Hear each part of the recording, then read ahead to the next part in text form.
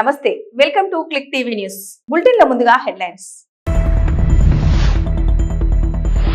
Drugs కు వ్యతిరేకంగా నటుడు జూనియర్ ఎన్టీఆర్ పిలుపు. ఎవరైనా డ్రగ్స్ అమ్మినా కొన్న వెంటనే తెలంగాణ యాంటీ నార్కోటిక్స్ బ్యూరోకి సమాచారం ఇవ్వాలన్న ఎన్టీఆర్. రేపు విశాఖ సాగర తీరంలో నౌకాదళ దినోత్సవం 2024 కొనసాగింపు విన్యాసాలు. సందర్శకులను అలరించనున్న ఐఎన్ఎస్ నిర్దేశక్. ముఖ్యమంత్రి రేవంత్ రెడ్డిని కలిసిన ఆల్ ఇండియా బంజారా సేవా సంఘ్ తెలంగాణ రాష్ట్ర అధ్యక్షులు సభావత్ రాములు నాయక్. ఈ నెలలో జరిగే ఆల్ ఇండియా బంజారా సేవా సంఘ్ మీటింగ్ కు సీఎం కు ఆహ్వానం.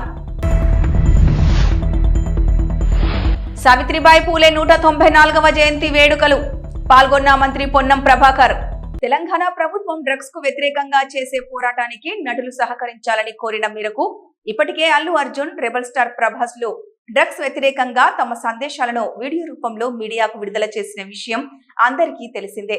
తాజాగా జూనియర్ ఎన్టీఆర్ మరోసారి డ్రగ్స్ కు వ్యతిరేకంగా ప్రకటన ఇచ్చారు. మీకు తెలిసి ఎవరైనా డ్రగ్స్ అమ్మటం, కొనటం, వినియోగించడం చేస్తుంటే వెంటనే తెలంగాణ యాంటీ నార్కోటిక్స్ బ్యూరోకి సమాచారం అందించండి అని ఎన్టీఆర్ కోరారు. మన దేశ భవిష్యత్తు మన యువత చేతిలోనే ఉంది. కానీ కొంతమంది తాత్కాలిక ఆనందం కోసం, క్షణికమైన ఒత్తిడి నుండి బయటపడటం కోసం సహచరుల ప్రభావం వలన స్టైళ్లను, మాదక ద్రవ్యాల పట్ల ఆకర్షితులు కావడం చాలా బాధాకరం. జీవితం అన్నింటికంటే విలువైనది. రండి, నాతో చేతులు కలపండి. డ్రగ్స్ రహిత సమాజమే లక్ష్యంగా కొనసాగుతున్న తెలంగాణ ప్రభుత్వ సంకల్పంలో భాగస్వాములు అవ్వండి. మీకు తెలిసి ఎవరైనా డ్రగ్స్ అమ్మటం కానీ, కొనడం కానీ, వినియోగించడం కానీ చేస్తున్నట్లయితే వెంటనే Telangana anti narcotics bureau phone number 8712671111 కి ఫోన్ చేసి సమాచారం అందించండి.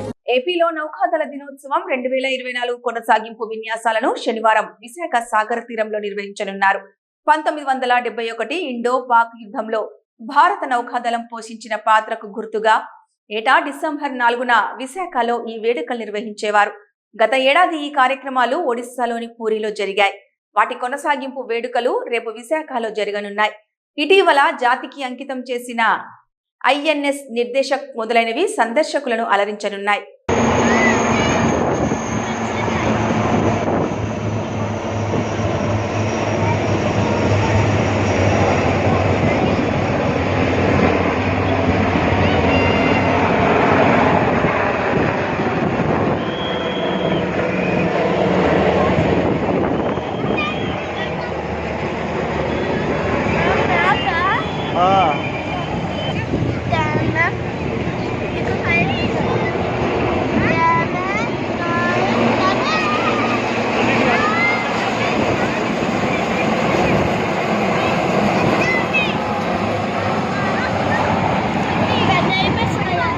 ఎన్న 30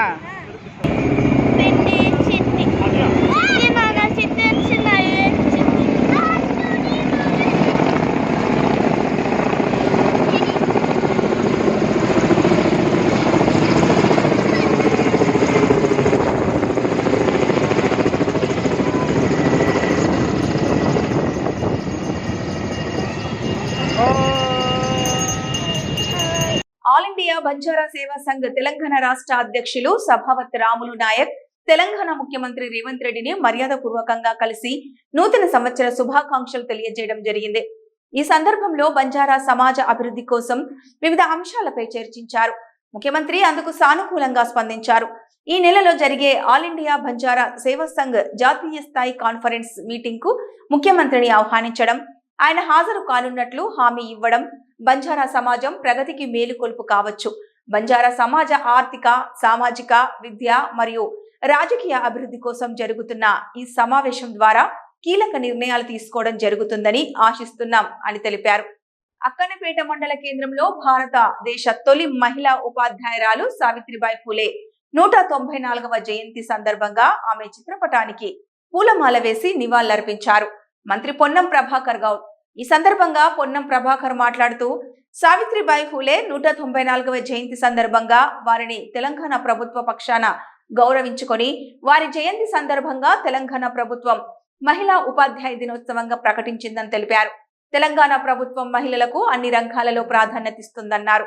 మహిళలకు ఆర్టీసీలో ఉచిత ప్రయాణం, ఇందిరమ్మ ఇల్లు, మహిళా సంఘాల పటిష్టం, కోటి మంది మహిళలకు కోటీశ్వరులు చేయడం మా ప్రభుత్వం లక్ష్యం. విద్యా వ్యవస్థలో అనేక రకాల వసతులు కల్పిస్తోంది. మహిళల జీవితాల్లో వెలుగులు నింపిన సావిత్రిబాయి పూలే గారికి ఘన నివాళులు అర్పిస్తున్నామన్నారు మంత్రి పొన్నం. సావిత్రిబాయి పూలే మహిళలు కూడా చదువుకోవాలని నినదించి ఈరోజు సమాజంలో మేము సగం అనేటువంటి పరిస్థితికి ఎదగడానికి కారకులైనటువంటి సావిత్రిబాయి పూలే జయంతి సందర్భంగా వారికి ఘనంగా నివాళులర్పిస్తా ఉన్నాం. వారిని తెలంగాణ ప్రభుత్వ పక్షాన గౌరవించుకొని మహిళా ఉపాధ్యాయ దినోత్సవం కూడా ప్రకటించినాం. వారి పట్ల అపారమైన గౌరవం ఉంది. ఈరోజు తెలంగాణ ప్రభుత్వం తరఫున మహిళా ఉపాధ్యాయ దినోత్సవంతో పాటుగా రాష్ట్రం మొత్తం అధికారికంగా వారిని గౌరవించే విధంగా కార్యక్రమం చేస్తా ఉన్నాం. తప్పకుండా సావిత్రిబాయి పూలే ఏ మార్గదర్శకత్వం చేసిందో ఆ సూచన మేరకు ఈరోజు ప్రపంచ స్థాయిలో మహిళలందరూ కూడా పోటీ పడే విధంగా మన భారత మహిళలు అన్ని రంగాల్లో మేము ఉన్నామంటూ ముందుకు వస్తా ఉన్నారు. నేను భవిష్యత్తులో మరింతగా మహిళలకు సంబంధించి ఇంకా అన్ని రంగాల్లో అవకాశాలు దొరికిపుచ్చుకునేటువంటి విధంగా ఎదగాలని కోరుకుంటూ ఇప్పటికే తెలంగాణ ప్రభుత్వం అన్ని రకాల మహిళలకు ప్రాధాన్యత ఇస్తూ ఉంది.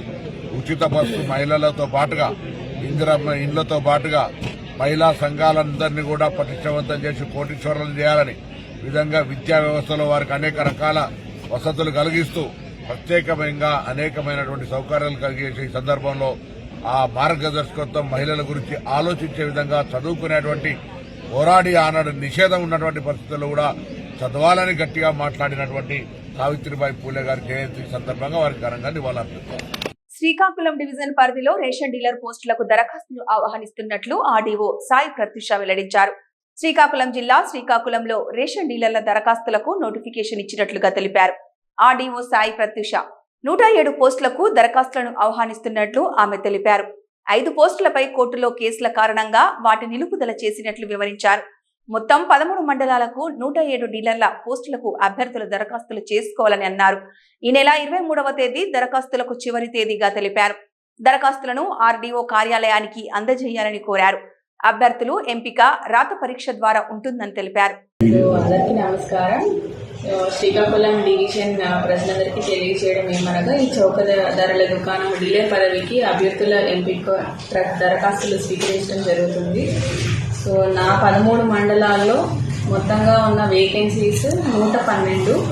అందులో ఇప్పుడు మేము కవర్ చేస్తున్న నోటిఫికేషన్లో 107 వేకెన్సీస్ మేము నోటిఫికేషన్ విడుదల చేస్తున్నాము. మిగతా 5 హైకోర్టులో అపీల్ వేయడం వలన మిగతా 5 పిక్ చేయలేకపోతున్నాము. సో ఇప్పుడు టోటల్గా 107 డీలర్ పదవికి వేకెన్సీలు మేము మంజూరు చేస్తున్నాం, నోటిఫికేషన్ ఇవ్వడం జరుగుతుంది. అందులో క్లియర్ వేకెన్సీస్ వచ్చి 63 అండ్ బైఫర్కేషన్ వల్ల వచ్చిన వేకెన్సీస్ వచ్చి 49. సో మొత్తం కలిపి 107. ఇందులో ఇవాళ నోటిఫికేషన్ మేము జారీ చేస్తున్న తేదీ జనవరి 2వ తేదీ. దరఖాస్తు చేసుకోవడానికి ఆఖరి తేదీ వచ్చి 23 జనవరి 23 జనవరి. తర్వాత హాల్ టికెట్ జారీ చేసే తేదీ 31 జనవరి. రాత పరీక్ష జరుగు తేదీ ఫిబ్రవరి 5.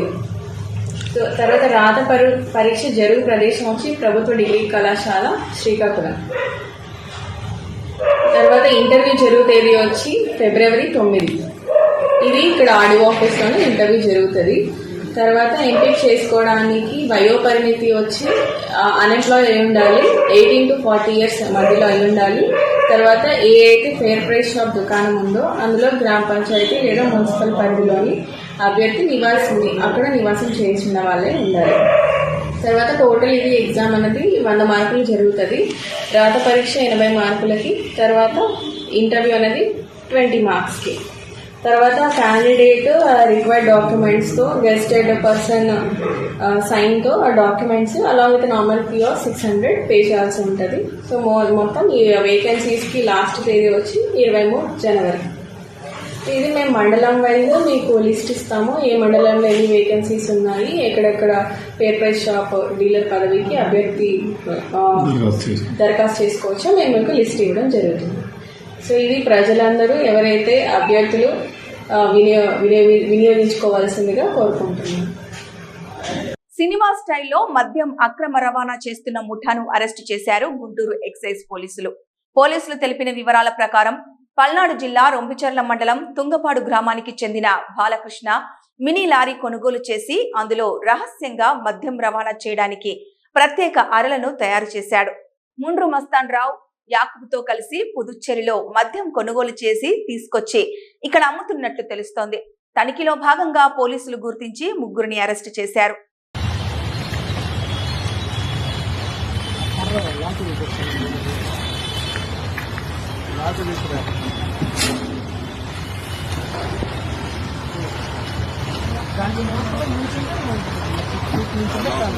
హైదరాబాద్ పాత బస్తీ మదన్నపేట ఉప్పర్గూడకి చెందిన అయ్యప్ప స్వాముల బస్సు బోల్తా పడి ఒకరు మృతి చెందారు. ఎరుమెల్లి నుండి పంపానది శబరి వెళ్తున్న గురుస్వామి రాంపాల్ యాదవ్, అభి యాదవ్, రామ్ యాదవ్, పెద్ద యాదవ్ల ఆధ్వర్యంలో వెళ్తున్న అయ్యప్ప స్వాముల బస్సు పంపానదికి 15 కిలోమీటర్ల దూరంలోని ఘాట్ రోడ్డులో బోల్తా పడింది. ఘాట్ రోడ్డు మలుపులో అదుపు తప్పి బోల్తా పడ్డ బస్సు 3 చెట్లపై ఒరగడంతో పెద్ద ప్రమాదం తప్పింది. బస్సులో ఉన్న 22 మంది అయ్యప్ప స్వాములు స్వల్ప గాయాలతో బయటపడ్డారు. క్షతగాత్రులను కొట్టాయం మెడికల్ కాలేజ్ ఆసుపత్రికి తరలించారు. తీవ్ర గాయాల పాలైన డ్రైవర్ రాజు అక్కడికక్కడే మృతి చెందాడు. అయ్యప్ప స్వాములు అందరూ స్వల్ప గాయాలతో బయటపడ్డారు.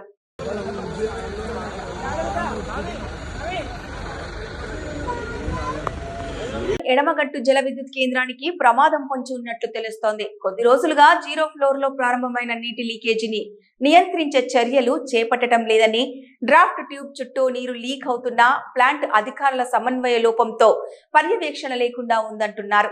ఇకనైనా అప్రమత్తం అవ్వకపోతే భవిష్యత్తులో ప్లాంట్ కు భారీ నష్టం సంభవిస్తుందని నిపుణులు అభిప్రాయపడుతున్నారు.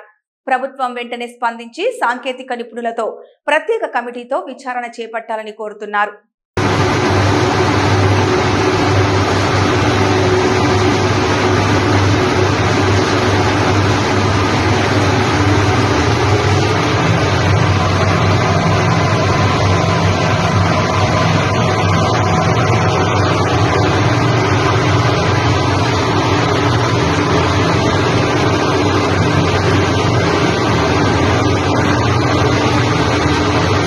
మైనారిటీ హక్కుల పరిరక్షణ సమితి ముస్లిం స్వాతంత్ర సమరయోధుల ఆంగ్ల నూతన సంవత్సర క్యాలెండర్ ను ఏపీ సీఎం నారా చంద్రబాబు నాయుడు ఆవిష్కరించారు.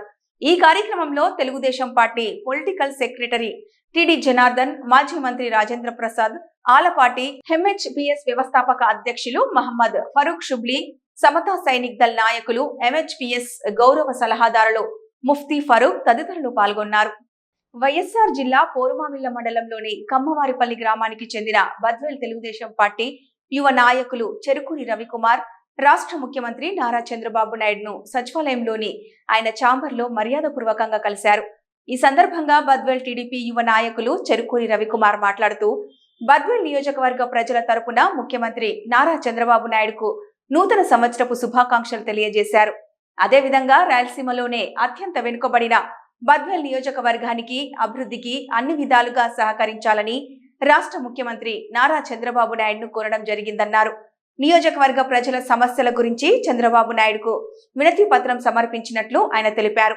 ఈ మేరకు సీఎం చంద్రబాబు నాయుడు స్పందించి ఆ వినతి పత్రాన్ని పరిశీలించి అన్ని వివరాలు అడిగి తెలుసుకొని పూర్తి స్థాయిలో బద్వేల్ నియోజకవర్గ అభివృద్ధికి సహకరిస్తామని చెప్పడం జరిగిందని ఆయన పేర్కొన్నారు. నా మంత్రాలయం నియోజకవర్గంలో విద్యని ప్రతి పేద విద్యార్థికి, అలాగే సాగునీరు, త్రాగునీరు ప్రతి రైతుకు అందించడమే నా మొదటి లక్ష్యం. టీడీపీ ఇన్ఛార్జ్ ఎన్ రాఘవేంద్రరెడ్డి. మంత్రాలయం నియోజకవర్గం కౌతలం టౌన్ లోని ఈరోజు జిల్లా పరిషత్ ఉన్నత పాఠశాల అభివృద్ధి కొరకు పీఎం శ్రీనిధి ఫండ్స్ ను స్కూల్ వాతావరణంలో విద్యార్థుల ల్యాబ్స్ మరియు క్రీడా స్థలం కొరకు మన విద్యాశాఖ మంత్రి వర్యులు నారా లోకేష్ వలన ఫండ్స్ శాంక్షన్ చేసుకొచ్చిన మంత్రాలయం నియోజకవర్గ తెలుగుదేశం పార్టీ ఇన్ఛార్జికి కౌతలం మండల నాయకులు ఉలిగయ్య ధన్యవాదాలు తెలియజేయడం జరిగింది.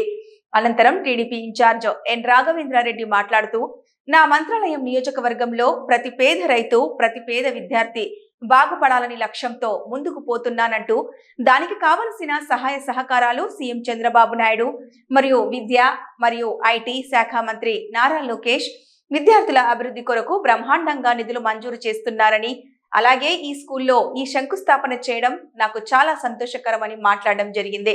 ఈ కార్యక్రమంలో కౌతలం మండల నాయకులు Uligayya, BJP in-charge Vishnuvardhan Reddy, LLC project chairman Tippu Sultan, Suresh Naidu గారు, వెంకటపతిరాజు, అడివప్ప గౌడ్ గారు, కురువ వీరేష్, సౌద్రి బసవరాజు, నీలకంఠరెడ్డి, గిరి, ముఖన్న మరియు మండల అధికారులు, కూటమి నాయకులు, కార్యకర్తలు పెద్ద ఎత్తున పాల్గొన్నారు.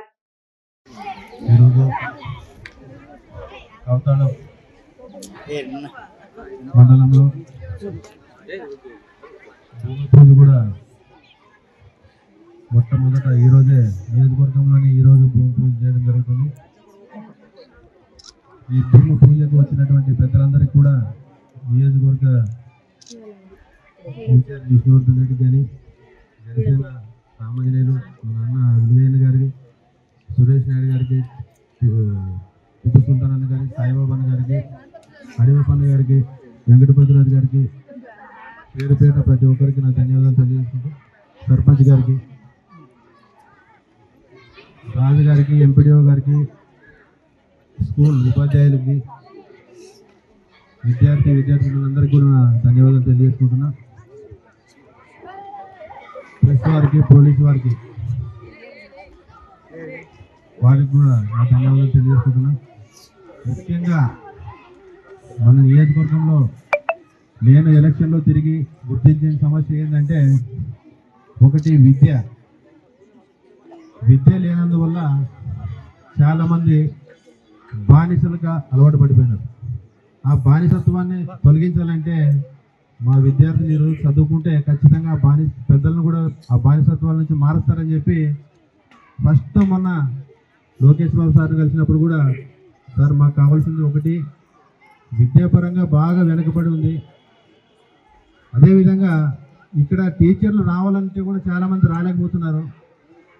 దీనిపైన కూడా ప్రత్యేకంగా చర్య తీసుకొని ఎట్టి పరిస్థితుల్లో ఈ నియోజకవర్గానికి టీచర్లు పంపాల్సిన బాధ్యత తమరిపోయిందని చెప్పాను. రెండోది తాగునీటి సమస్య కూడా మన నియోజకవర్గంలో చాలా ఎక్కువ ఉంది. దానికి కూడా తొందరలోనే శ్రీకారం చుట్టబోతున్న నియోజకవర్గానికి మొత్తం తాగునీటి సమస్య లేకుండా చేసే బాధ్యత కూడా మా ప్రభుత్వం, కూటమి ప్రభుత్వాన్ని తెలియజేసుకుంటున్నా. మన నియోజకవర్గంలో ఇక్కడ ఒకటి, మన పెద్ద గడపూరులో కూడా శాంక్షన్ అయిన బిల్డింగ్స్, ఇంకా అనేక రకాల అభివృద్ధి కార్యక్రమాలకి మంత్రాలయం నియోజకవర్గంలో జరిపే బాధ్యత కూడా మా కూటమి ప్రభుత్వంది, మాదే.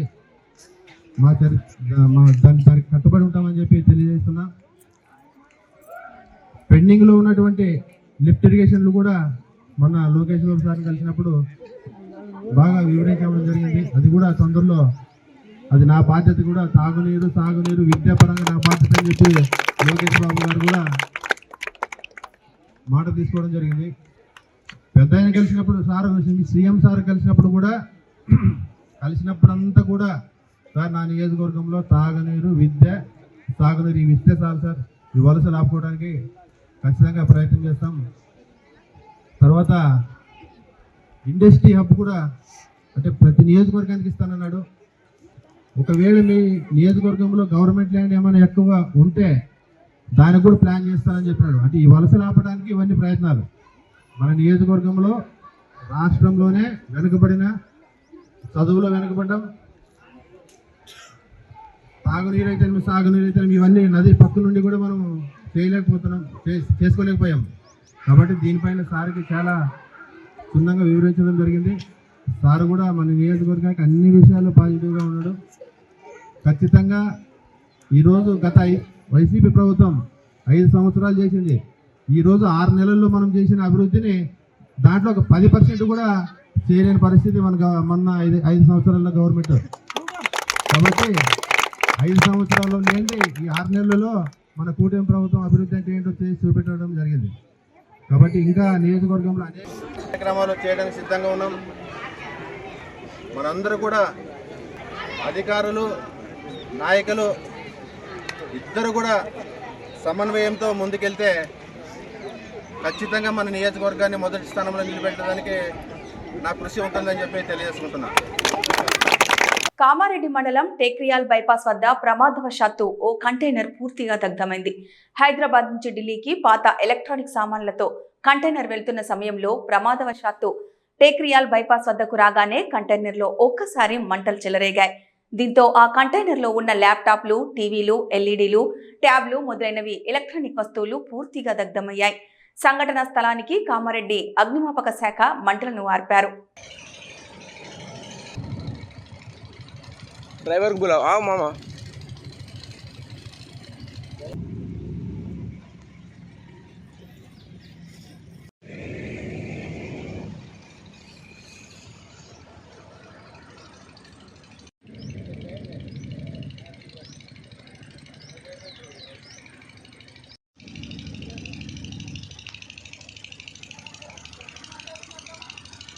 మామూలుగా మాకు 5:18 అరౌండ్ ఆ టైంలో కంట్రోల్ ఫైర్ సర్వీస్ నుంచి ఒక కాల్ రావడం జరిగింది. నేషనల్ హైవే ఏరియా దగ్గర ఒక కంటైనర్ దగ్ధమవుతున్నట్టు కాల్ వచ్చింది. వెంటనే టర్న్అవుట్ అయ్యి ఇక్కడికి రావడం జరిగింది. దాన్ని వచ్చి చూస్తే దానిలో ఎలక్ట్రానిక్ వేస్టేజ్ ఉండడం జరిగింది. దాన్ని కంప్లీట్గా ఒక 2 ట్యాంక్స్ కొట్టి ఆర్పేయడం జరిగింది కంప్లీట్గా. దానిలో ఓన్లీ ఎలక్ట్రానిక్ వేస్టేజెస్ ఉంది. అది ఒక స్మాల్ ఫైర్ కాల్గా ఒక 4 lakhs అయింది దానిలో. దాన్ని లోకల్ ఈ రోడ్ సేఫ్టీ వాళ్ళకి హ్యాండ్ ఓవర్ చేయడం జరిగింది. ఓకే, ప్రైమరీ యాక్సిడెంట్ ఏ విధంగా సంభవించింది? యాక్సిడెంట్ అని అంటే అది అన్నోన్ రీజన్ అండి. అంటే వాళ్ళు ఎలక్ట్రానిక్ వేస్టేజ్ ఉన్నది కాబట్టి రీజన్ ఏం తెలియదు. మేము కూడా అదే నోట్ చేసుకున్నాము. ఇది వేస్టేజ్ అంతా వాళ్ళకి హ్యాండ్ ఓవర్ చేయడం జరిగింది, రోడ్ సేఫ్టీ వారికి, NHA వాళ్ళకి. తర్వాత వెహికల్ కూడా సేఫ్గా ఉన్నది. వెహికల్కి ఏం డ్యామేజ్ కాలేదు. ఓన్లీ కంటైనర్కి మాత్రం బ్యాక్ సైడ్లో కొంచెం డ్యామేజ్ అయింది. మేము మా పని మేము చేసినాం. అంటే వెహికల్ రన్నింగ్లోనే అయిపోయినా పార్కింగ్ చేసినప్పుడు రన్నింగ్లో అని చెప్పారు వాళ్ళు, కానీ వాళ్ళు ఇక్కడ ఆపించారు. మేము వచ్చేసరికి ఈ రోడ్డు పక్కన కొంచెం సైడ్ తీసుకొని ఆపించారు సార్. కంప్లీట్గా మంటలు ఆర్పడం జరిగింది. ఎటువైపు నుంచి ఎటు వెళ్తుంది సార్? అది Hyderabad to Nagpur electronic wastages carry చేసి వెళ్ళడం జరుగుతుంది. మాకు కంట్రోల్ నుంచి కాల్ వచ్చింది. మేము వెంటనే కర్ణాటక ఇక్కడికి రావడం జరిగింది సార్. కంప్లీట్గా మంటలు ఆర్పడం జరిగింది. వాళ్ళకి హ్యాండ్ ఓవర్ చేసాం సార్. और कामारेड्डी से पहले 5 बजे ब्लास्ट हो गया सेल। 5 बजे यहाँ पे 5 बजे पहुँचा, गाड़ी में आग लग गया, ब्लास्ट हो गया। मैंने फायर ब्रिगेड को फ़ोन किया, पुलिस को फ़ोन किया, दोनों आ गई, पूरी हेल्प हुई थी। उसमें क्या क्या सामान है जी? इसमें सामान है लैपटॉप वगैरह, डैमेज माल था पूरा, सेल वगैरह डैमेज माल था पूरा डैमेज। जब आग जल गए ना, वो कैसा हुआ? गाड़ी का कुछ प्रॉब्लम है क्या है? वो गाड़ी का कैंटीन पूरा ख़त्म हो गया। गाड़ी का कैंटीन पूरा ख़त्म हो गया गाड़ी का। फायर ब्रिगेड को फ़ोन किया, आ गया, पूरी हेल्प हुई थी हमारी। अच्छा, जब जितना आदमी था गाड़ी पे आप लोग? मैं अकेला था। उसमें क्या क्या सामान है जी पूरा? इसमें सेल वगैरह ऐसे ही था, कुछ डैमेज माल था पूरा। दिल्ली जा रहा था हैदराबाद से। नाइट में 1 बजे चला था हैदराबाद से, 5 बजे ब्लास्ट हो गया। पूरा कैंटीन जल गया गाड़ी का। రవాణాకు సిద్ధంగా అక్రమంగా నిల్వ ఉంచిన గంజాయిని కొమరంభీం ఆసిఫాబాద్ జిల్లా జైనూర్ పోలీసులు టాస్క్ ఫోర్సుతో కలిసి పట్టుకున్నారు. జైనూర్ మండలంలోని పూచంలోది గ్రామంలోని షేక్ కయ్యూం ఇంట్లో గంజాయి నిల్వ ఉందన్న విశ్వసనీయ సమాచారం మేరకు దాడి నిర్వహించారు. ఈ క్రమంలో 1 కేజీ 400 గ్రాముల గంజాయిని స్వాధీనం చేసుకుని షేక్ కయ్యూం అదుపులోకి తీసుకున్నట్టు ఎస్ఐ సాగర్ తెలిపారు. ఎవరైనా అక్రమంగా గంజాయి పంట పండించినా, విక్రయించినా, కొనుగోలు చేసినా, సేవించిన వారిపైన కఠిన చర్యలు తీసుకుంటామని హెచ్చరించారు.